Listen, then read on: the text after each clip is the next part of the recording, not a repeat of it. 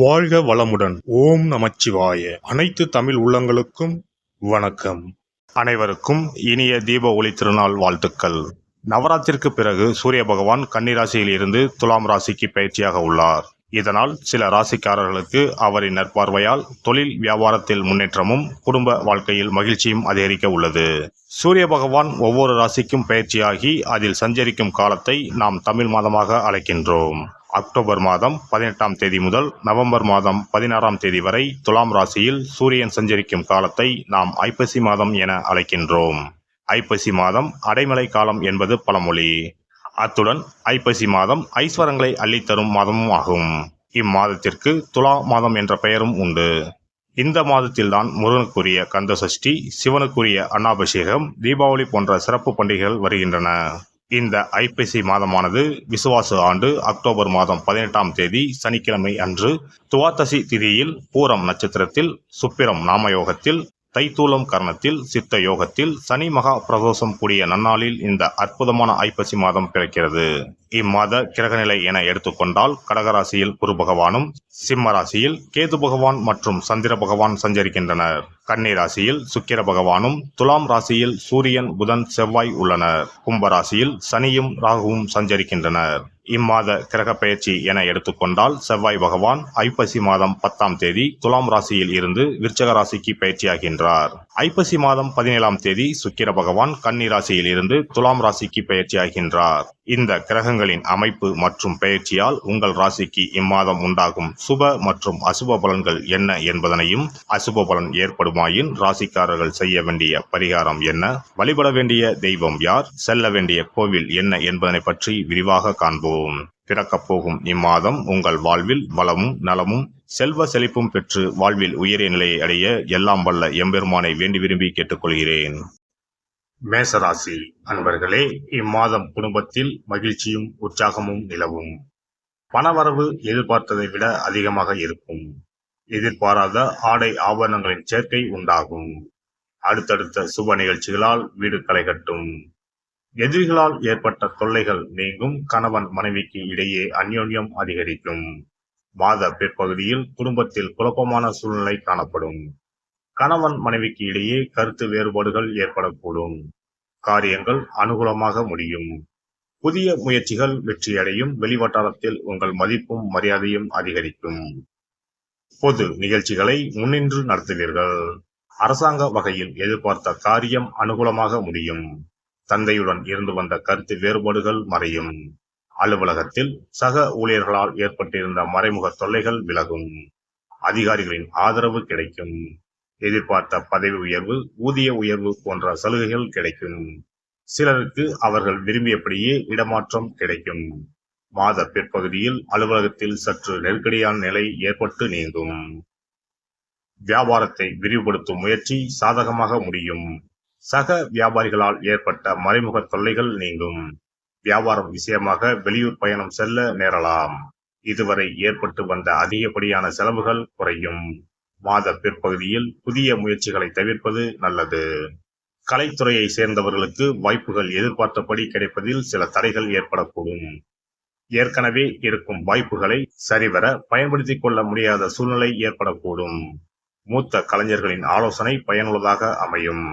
மாணவர்களுக்கு படிப்பில் ஆர்வம் அதிகரிக்கும். பாடங்களை கூர்ந்து கவனிப்பீர்கள். மாதாந்திர தேர்வுகளில் நல்ல மதிப்பெண்கள் பெறுவீர்கள். மாத பிற்பகுதியில் பாடங்களில் கூடுதல் அக்கறை எடுத்துக்கொண்டு படிக்க வேண்டியது அவசியம். குடும்பத்தை நிர்வகிக்கும் பெண்களுக்கு மகிழ்ச்சியான மாதமாக இது அமையும். சுப நிகழ்ச்சிகளில் கலந்து கொள்ளும் வாய்ப்பு ஏற்படும். கணவரின் அன்பும் ஆதரவும் மகிழ்ச்சி தரும். அவருடன் ஏற்பட்டிருந்த கருத்து வேறுபாடுகள் நீங்கும். அலுவலகம் செல்லும் பெண்கள் அலுவலகத்தில் பொறுமையை கடைபிடிக்க வேண்டியது அவசியம். நட்சத்திர பலன்கள். அஸ்வினி நட்சத்திரம். இதுவரை இருந்து வந்த நெருக்கடி, பிரச்சனைகள், போராட்டம் எல்லாம் ஒவ்வொன்றாக விலக ஆரம்பிக்கும். எடுக்கும் வேலைகள் வெற்றியாகும். எதிர்பார்த்த பணம் வரும். வாங்க நினைத்த இடத்தை வாங்க முடியும். ஒவ்வொரு வேலையிலும் கவனமாகவும் எச்சரிக்கையாகவும் நிதானமாகவும் இருக்க வேண்டும். புதிய முயற்சிகளை மேற்கொள்வதற்கு முன்னதாக அதனால் உண்டாகக்கூடிய விளைவுகள், லாபம் நஷ்டம் பற்றி நன்றாக அறிந்து செயல்படுவதால் நன்மை உண்டாகும். பரணி நட்சத்திரம். இம்மாதம் பொருளாதார நிலை உயரும். குடும்பத்தில் இருந்த பிரச்சனைகள் விலக ஆரம்பிக்கும். பொன்பொருள் சேரும். திருமண வயதினருக்கு தகுதியான வரன் வரும். சிலருக்கு புதிய சொத்து சேரும். வியாபாரம் தொழிலில் ஏற்பட்ட தடைகள் விலகும். எதிர்பார்த்த லாபம் கிடைக்கும். பணியாளரின் ஒத்துழைப்பால் நீங்கள் எடுக்கும் முயற்சிகள் வெற்றியாகும். சேமிப்பு உயரும். வெளிநாட்டு தொடர்புகள் ஆதாயத்தை ஏற்படுத்தும். கார்த்திகை 1ஆம் பாதம். எதிர்பார்த்த இடமாற்றம், பதவி உயர்வு கிடைக்கும். உடல்நிலையில் ஏற்பட்ட பாதிப்புகள் விலகும். வழக்கு விவகாரங்கள் உங்களுக்கு சாதகமாக அமையும். எடுத்த வேலைகளை சரியான சமயத்தில் முடிக்கும் நிலை உண்டாகும். தொழில் வியாபாரம் முன்னேற்றம் பெறும். குடும்பத்தில் ஏற்பட்ட பிரச்சனைகள் முடிவுக்கு வரும். சிலருக்கு புதிய சொத்து சேரும். திருமண வயதினருக்கு வரன் வரும். வங்கியில் கேட்டிருந்த பணம் கைக்கு வரும். பழைய கடன்களை அடைத்து நிம்மதி அடையக்கூடிய நிலை உண்டாகும்.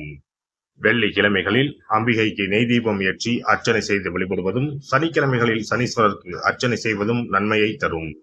சிறப்பு தொகுப்பு. ஐப்பசி மாதத்தில் என்ன வழிபாடு செய்தால் குறையாத செல்வம் சேரும் என்பதனை பற்றி காண்போம். தமிழ் மாதங்களில் 7வது மாதமாக வரும் ஐப்பசி மாதம் பாவங்களை போக்கி புண்ணியங்களை பெருக்கிக் கொள்வதற்கான மாதங்களின் துவக்க மாதமாக கருதப்படுகிறது. ஐப்பசி மாதத்தில் என்னென்ன வழிபாடுகள் செய்வதால் வீட்டில் குறைவில்லாத செல்வம் சேர்ந்து கொண்டே இருக்கும், கடன் பிரச்சனைகளில் இருந்து வெளியே வருவதற்கு வழி கிடைக்கும், என்னென்ன காரியங்கள் செய்தால் வீட்டில் நன்மைகள் பெருகிக் கொண்டே இருக்கும் என்பதனை பற்றி காணலாம். ஐப்பசி மாதம் என்பது மழைக்காலத்தின் துவக்க மாதமாகும். சூரிய பகவான் துலாம் ராசியில் சஞ்சரிக்கக்கூடிய மாதம் என்பதால் இதனை துலாம் மாதம் என்றும் சொல்லுவதுண்டு. தமிழ் மாதங்களில் ஐப்பசி மாதம் என்பது ஐஸ்வர்யங்களையும் கேட்ட வரங்களையும் அள்ளி கொடுக்கக்கூடிய மாதமாக அமைகிறது. குறிப்பாக வீட்டில் செல்வ செழிப்பு குறையாமல் சேர்ந்து கொண்டே இருப்பதற்கு மகாலட்சுமியின் அருளை பெறுவதற்குரிய மிக முக்கியமான மாதமாக ஐப்பசி மாதம் கருதப்படுகிறது. ஐப்பசி மாதத்தில் செய்யக்கூடிய வழிபாடுகளுக்கு பலன்கள் அதிகம். இந்த துலாம் மாதத்தில் காவிரியில் சென்று புனித நீராடுவது மிகவும் சிறப்பானதாகும். ஐப்பசி மாதத்தில் கங்கை உள்ளிட்ட அனைத்து புனித நதிகளும் தங்களின் சக்தியை புதுப்பித்துக் கொள்ளவும் பாவங்களை போக்கிக் கொள்ளவும் காவிரியில் வந்து ஐக்கியமாகி நீராடி செல்வதாக ஐதீகம். அதனால் இந்த மாதத்தில் காவிரியில் நீராடினால் அனைத்து புனித நதிகளிலும் நீராடிய பலனை பெற முடியும். ஐப்பசி மாதத்தில் சிவபெருமானை வழிபடுவது சிறந்தது. ஐப்பசி மாத பௌர்ணமியில் சிவபெருமானுக்கு அன்னாபிஷேகம் செய்வது வழக்கம். இந்த மாதத்தில் அன்னாபிஷேகத்திற்கு தேவையான அரிசி, காய்கறிகள் போன்றவற்றை கோவிலுக்கு தானமாக கொடுப்பது நல்லது. இதனால் வீட்டில் எப்போதும் உணவு பஞ்சம் என்பதே ஏற்படாது. ஒரு அன்னாபிஷேகத்தை தரிசித்தால் கோடி லிங்கங்களை தரிசித்து வழிபட்ட புண்ணிய பலன் கிடைக்கும். அதனால் இந்த மாதத்தில் சிவ வழிபாடு செய்வதும், சிவ கோவில்களுக்கு வேண்டிய உதவிகள் செய்வதும், உளவார பணி செய்வதும் பல மடங்கு அதிகமான புண்ணியத்தை தரும். ஐப்பசி மாதத்தில் வரும் பிரதோஷம் மிகவும் மகத்துவம் வாய்ந்ததாகும். இந்த நாளில் விரதம் இருந்து சிவபெருமானை வழிபட்டால் வேண்டுதல்கள் நிறைவேறும். ஐப்பசி மாதத்தில் காவிரியில் நீராடி துவாதசியில் பெருமாளை தரிசிப்பதால் வீட்டில் தனம் தானியம் பெருகும். குடும்பத்தில் நல்லது நடக்கும். கடன் பிரச்சனைகளில் இருந்து விடுபட முடியும். நாம் வாங்கிய கடன் மட்டுமின்றி பிறவி கடனையும் தீர்க்கும் புண்ணியம் சேரும் மாதம் ஐப்பசி மாதமாகும். ஐப்பசி மாதத்தில் வரும் ஒவ்வொரு வெள்ளிக்கிழமையிலும் மாலையில் வீட்டில் 6 நெய் தீபம் ஏற்றி மகாலட்சுமியை வழிபடுவது சிறந்தது. இதனால் மகாலட்சுமியின் அருள் எப்போதும் நம்முடைய வீட்டில் நிறைந்திருக்கும். மகாலட்சுமியின் அருட்கடாட்சத்தால் வீட்டில் குறையாத செல்வம் சேரும். கடன் பிரச்சனைகள் தீரும். அதேபோல் ஐப்பசி மாத வெள்ளிக்கிழமைகளில் லட்சுமி குபேர பூஜை செய்வதும் சிறப்பானதாகும். குபேரருக்கு நாணயங்களால் அபிஷேகம் அர்ச்சனை செய்து வழிபடலாம். எல்லாம் வல்ல இறையருளால் நீங்களும் உங்கள் அன்பு குடும்பமும் உடல் நலம், நீலாயுள், நிறை செல்வம், உயர் புகழ், மெய்ஞானம் ஓங்கி வாழ்க வளமுடன். இந்த வீடியோ பதிவு உங்களுக்கு பிடித்திருந்தால் லைக் பண்ணுங்க, கமெண்ட் பண்ணுங்க, ஷேர் பண்ணுங்க, மறக்காம சப்ஸ்கிரைப் பண்ணுங்க, பக்கத்துல இருக்கிற பெல் பட்டனை கிளிக் பண்ணுங்க. நன்றி, வணக்கம். ஓம் நமச்சிவாய. சிவாய நம.